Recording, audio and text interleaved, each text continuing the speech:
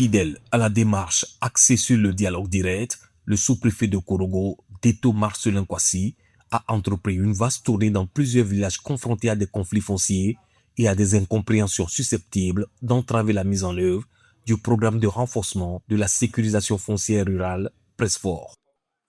Dans chacune des localités parcourues, le sous-préfet a privilégié des échanges francs avec les populations, mettant en exergue l'importance stratégique du programme de la consolidation de la paix sociale et le développement du secteur agricole. Ces rencontres ont permis de recueillir les préoccupations des communautés tout en renforçant la sensibilisation sur le mécanisme et procédures de sécurisation foncière. À travers les échanges, les questions, les préoccupations, les populations ont bien compris le bien fondé du projet Presfort qui a été initié par le gouvernement ivoirien sous l'égide de son Excellence Alassane Ouattara, qui voudrait faciliter les conditions de vie des populations, surtout les populations en milieu rural.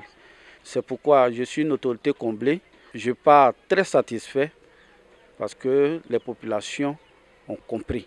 Et je pense qu'ils m'ont donné toute la garantie, avec beaucoup de responsabilités, que les petits problèmes soient réglés afin que le projet puisse poursuivre son chemin. S'il y a ce genre de sensibilisation, ça nous va droit au cœur.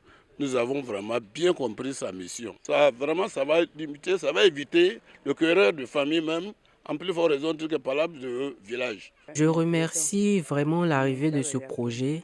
Je pense qu'avec la réunion d'aujourd'hui, tout le village a bien compris le message, aussi bien les femmes que les jeunes. Dans cette dynamique, une deuxième grande séance de sensibilisation s'est tenue le 7 avril 2026 au Centre culturel Woumignon sous la conduite de l'autorité administrative. Cette rencontre de haute portée a enregistré la présence de plusieurs personnalités, notamment Émile Soro, député Korogo sous-préfecture, Koulibaly Fagnoro, deuxième adjoint au maire, le représentant du chef de canton, ainsi que les responsables locaux de l'AFOR. Au cœur des échanges, la présentation du rapport sur l'organisation socio-foncière a mis en lumière les défis majeurs, la persistance des litiges liés aux limites des terres, les divergences entre droits coutumiers, dispositions légales, ainsi qu'un climat de méfiance entre certaines communautés villageoises. Aujourd'hui, ce que nous constatons, c'est l'affaire l'argent qui est venu avec tout ça. Chacun veut s'approprier des parties dont il n'est pas propriétaire. C'est ce qui amène les palabres.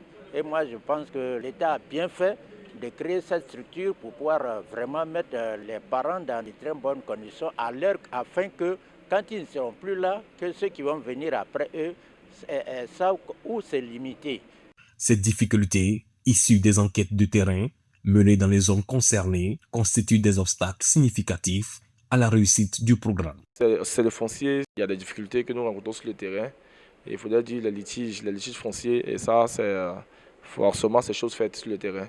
Mais avec l'opérateur, le cabinet CGDS, tout se passe très bien. Nous passons chaque fois à la sensibilisation avec le comité l'ISF qui a été déjà créé, où le commandant vraiment il fait tout son effort afin de pouvoir régler ces litiges. On encourage vraiment tous nos parents à vraiment aborder dans le sens de la cohésion nationale, de la solidarité, de se donner la main et de laisser les querelles inutiles.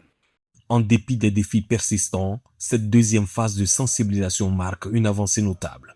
Elle traduit la ferme volonté des autorités locales d'instaurer un climat apaisé et de poser les bases d'une sécurisation foncière durable, levier essentiel pour stimuler l'investissement agricole et renforcer la cohésion sociale à Korogo.